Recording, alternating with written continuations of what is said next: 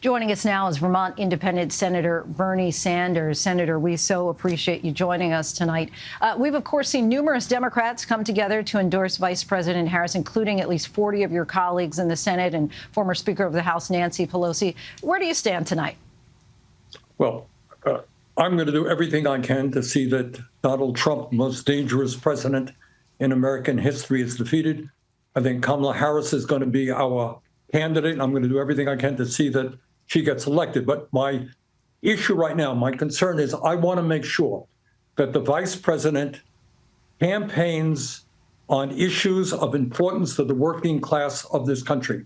And if she does that, if she stands up to corporate greed and massive income and wealth inequality and talks about the need to raise the minimum wage, to expand Social Security, to expand Medicare, to demand that the wealthy start paying their fair share of taxes, I think not only will she win, I think she can win big.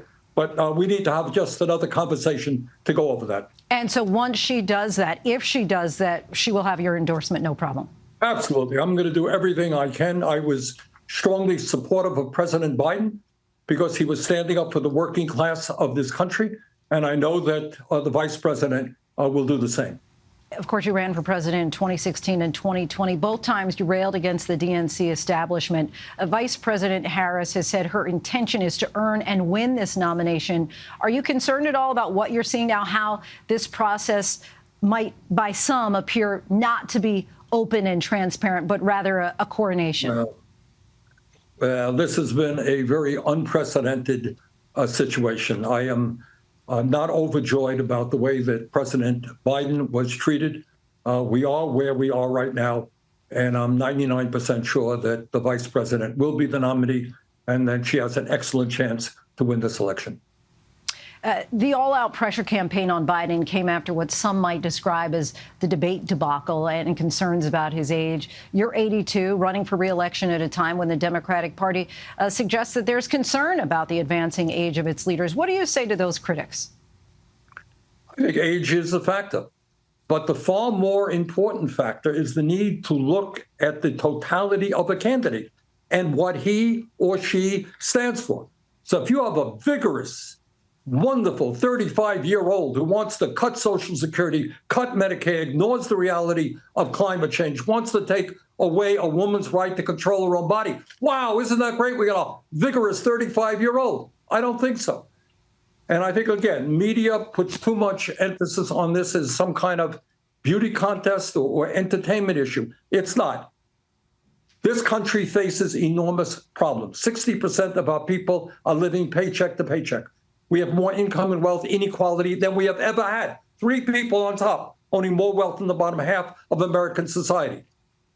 We have got to focus on issues, bring our people together, take on very powerful special interests whose greed is wreaking havoc on our country. We do that, this country is going to go forward, and the vice president will become president.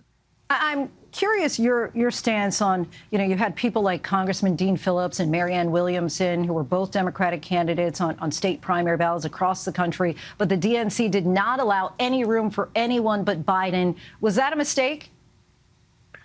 Well, I know Marianne, and she is a very, very intelligent, decent person. And the other Phillips, I don't know. But yeah, I think the idea of having serious debates among the candidates is always a positive idea.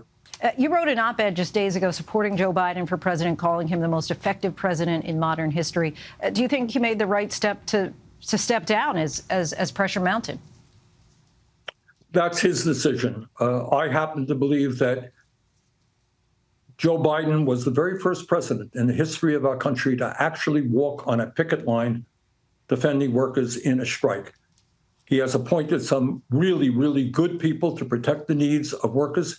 He was campaigning on an agenda which included expanding Social Security, raising the amount of money that elderly people on Social Security will receive, increasing the solvency, expanding Medicare to cover dental, vision, and hearing, building millions of units of affordable housing, making it easier for workers to join a union, raising the minimum wage.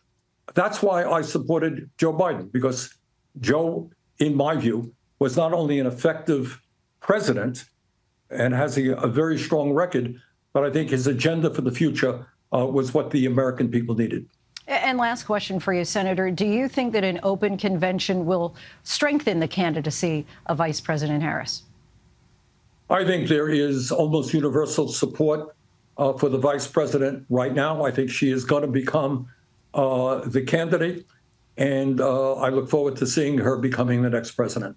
Vermont Senator Bernie Sanders, we thank you so much for your time. Really appreciate you coming on the show. Thank you.